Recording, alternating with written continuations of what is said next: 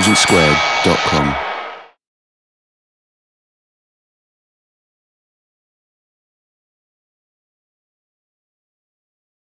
To kick us off against the motion, our first speaker is a writer and mother, a former singer with the, rather appropriate I think for tonight's occasion, the Salami Sisters, a former newspaper columnist in Sydney, Australia, author of books from Fetal Attraction to her latest, which is, again appropriately, How to Kill Your Husband and Other Handy Household Hints.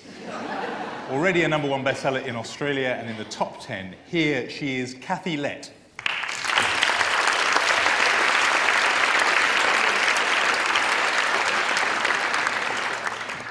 Well, girls, all I can say to you is the boys who... I thought this was called Intelligence Squared Debate, but the boys proposing this motion are not very intelligent, because if they were, they would have read the Oxford English Dictionary and discovered that the term new man was actually excised about 8 years ago because they decided that actually there weren't any. It was all a great big scam, which I think we women really knew.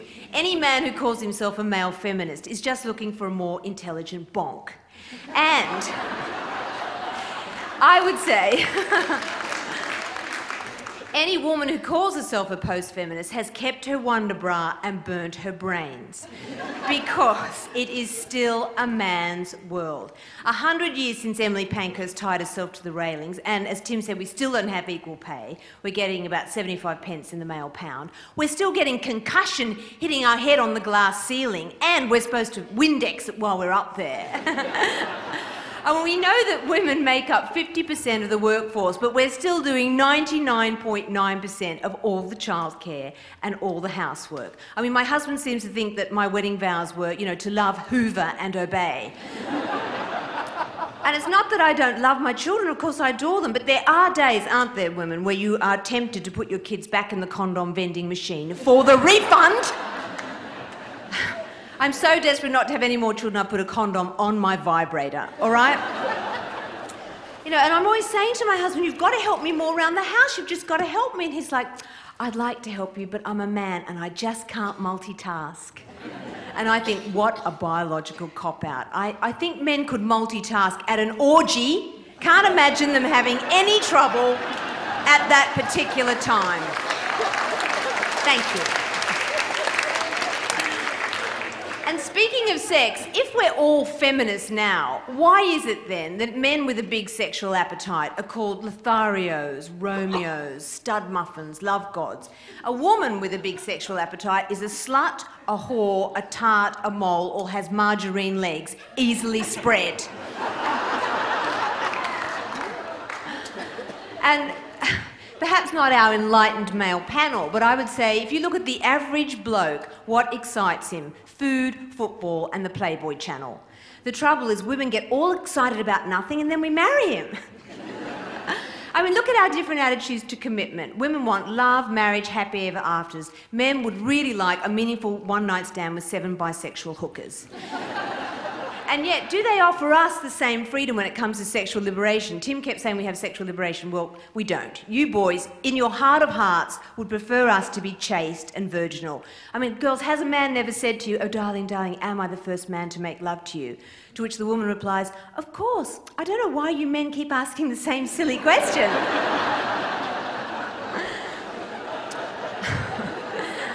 But anyway, over 50, no man will want to make love to us because, you know, we know that we will then be consigned to sexual Siberia. If we're all feminists now, tell me, why is it then that Jack Nicholson and Michael Douglas still get the girl, but any actress over 30 has passed her sexual amuse-by date? It's because women suffer from facial prejudice. We get judged on our looks in a way that men don't. I mean, for women, wordplay is foreplay. How else is Woody Allen still getting laid? Whenever they do those surveys about what men and women find attractive in each other, women always put personality first, looks about 100, and men always put looks first. I don't even think personality rates. Although, there is Prince Charles, the only man in the world who gave up a supermodel for a much older woman. In fact, I've always loved him since he wanted to be a tampon. Do you remember that? But I did think it really was a metaphor for his entire life, always in the right place at the wrong time. anyway, back to ageism. If you show me a woman who's happy with her age, and I'll show you the electroconvulsive therapy scorch marks. Aging is to women what kryptonite is to Superman. And if we were all feminists now, then women would not have to subject themselves to the horrors and tortures of cosmetic surgery to keep their men and stay young. You know what they do in cosmetic surgery? Basically, they just drag everything up. So the ankle becomes the knee becomes the navel, and the clitoris becomes the chin. And that's how you spot a recipient of plastic surgery, is to look for a woman who's rubbing that part of anatomy a little bit too vigorously. But this ageism, you know, if we're all feminists now, why are my women friends, the ones turning 40, going completely nuts? They're having breast implants, so suddenly their breasts arrive, 5 minutes before they do. They're having collagen injections in their lips, so that it looks like they've got vaginas sutured to their faces. You know how they do that? They take the fat out of their bottoms and inject it into their lips, so they're literally talking out of their arse. Explains a lot about Hollywood. They're having those terrible Brazilian waxes. I mean, I like my pubic hair. It's like having a little pet in my pants. Why? Why would I do that to myself? It's the only time you'll ever hear me say this, but bring back Bush. Okay, boys? Thank you.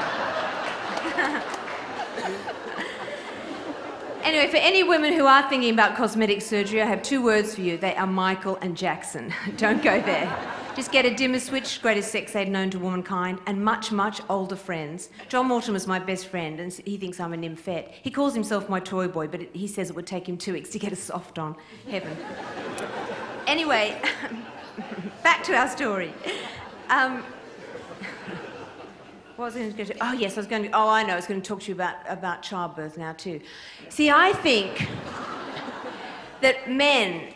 They're not feminists, they've just got very good at faking feminism. Because I noticed this when I was pregnant, that, my husband didn't want to be there at the birth, but I kept saying, I don't want to be there. If you were there when it went in, you can be there when it comes out. But then once he realised what kudos it gave him with women, when he would say he was going to be there at the birth, suddenly, it was all action stations. But of course, when we got to the birthing classes, being a man, he completely took over. He would sit, the little guru would sit at the front and say, and who's having a natural childbirth? And all the men would put their hands up. I mean, you know what men are like with pain? They need an epidural for a stub toe, I reckon. I think hypochondria is actually Greek for man. And he was putting such pressure on me to give birth naturally because it made him look like a male feminist. I think of natural childbirth as you think of natural appendectomy. It's a case of stiff upper labia, don't you think? The only reason to have the man there at the birth, it's the one time to get anything you've ever wanted. Because when you're going, he's saying, oh, darling, what can I do for you? New car, new carpet, holiday in the Caribbean. They're the pregnancy cravings I got. But the joke is that all that's a doddle compared to what comes next. Cracked nipples, constipation, mountains of hemorrhoids. And, my husband, the male feminist, would be down at the pub talking to younger women about how much he was enjoying parenthood. But as the mother, you're at home tethered by the tit. You're a 24-hour catering service. You are Meals on Heels, yes?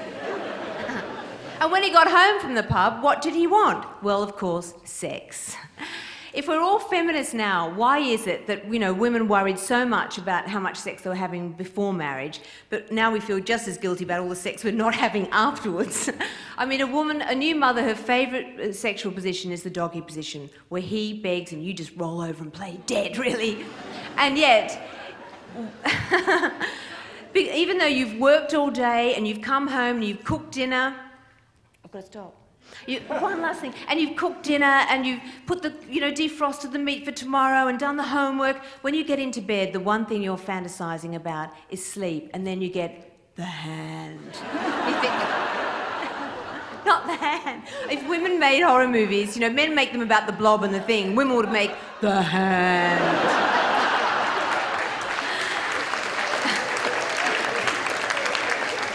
And my final point about if we're all feminists now, I'll believe that if men would one day admit that women can be funny. I'm sick of hearing these boys saying that women have no sense of humour. Girls, if a man ever says to you that women can't tell jokes, just explain to him that that's because we marry them.